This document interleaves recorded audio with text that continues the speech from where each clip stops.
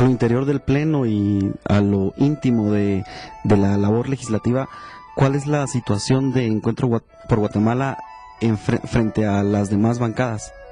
Es muy difícil. Fíjese que cuando nosotros somos un partido de reciente creación, tenemos más o menos 2 años de estar en la palestra política. El partido como tal llevó 4 candidatos a diputados, no obstante, a pesar de ser muy joven.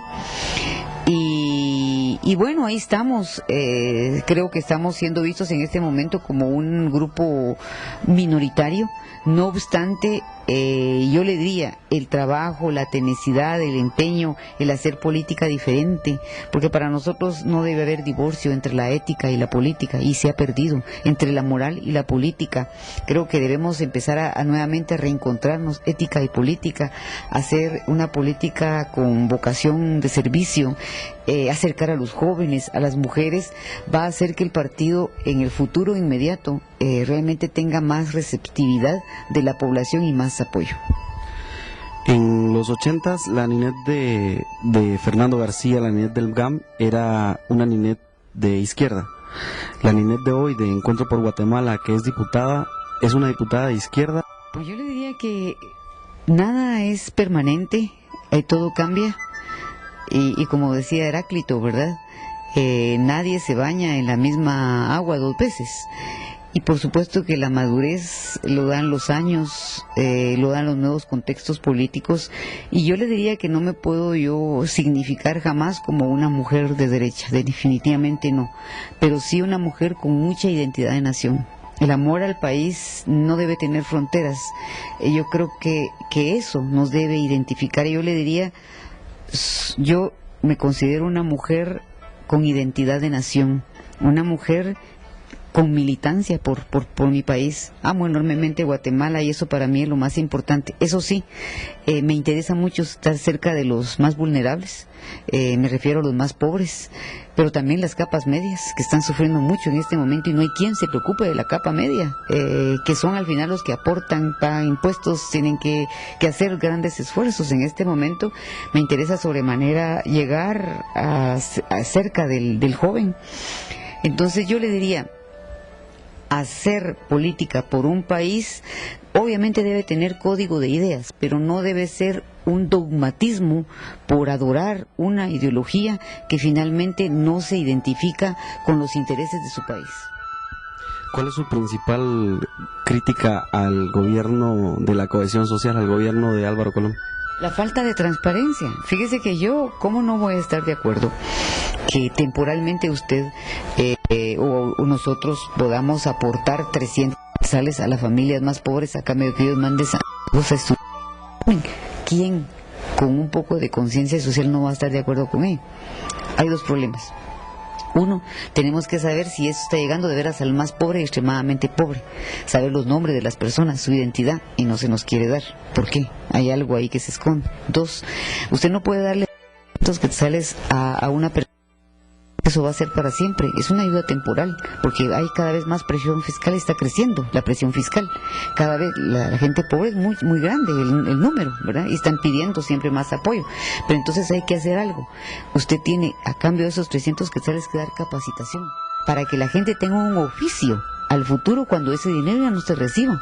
Si no, lo único que está fomentando usted es una actitud de contemplación y de solo estirar la mano, ¿me entiende? Esas son las diferencias. Todos tenemos que tener un estímulo para hacer cosas cuando ya no haya esa reserva.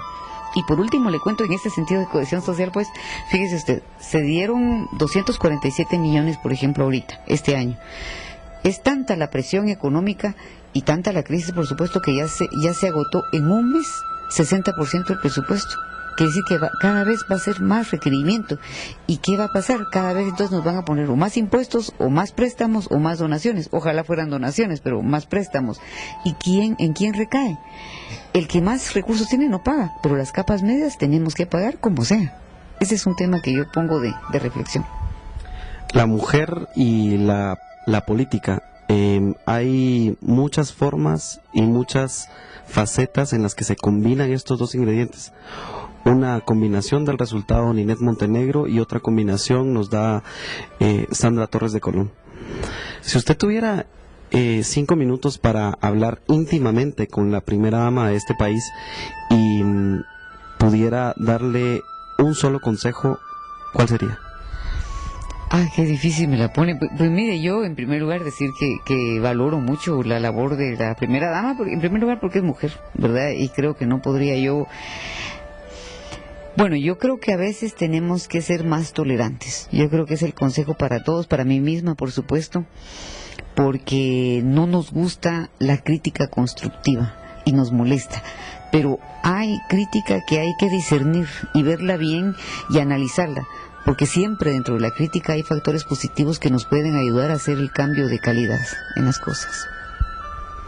Vamos a pasarnos a una parte un poquito más tranquila de nuestra entrevista y vamos a jugar un jueguito. Yo a usted le voy a decir una palabra y usted me va a decir lo primero que se le venga a la mente de esa palabra.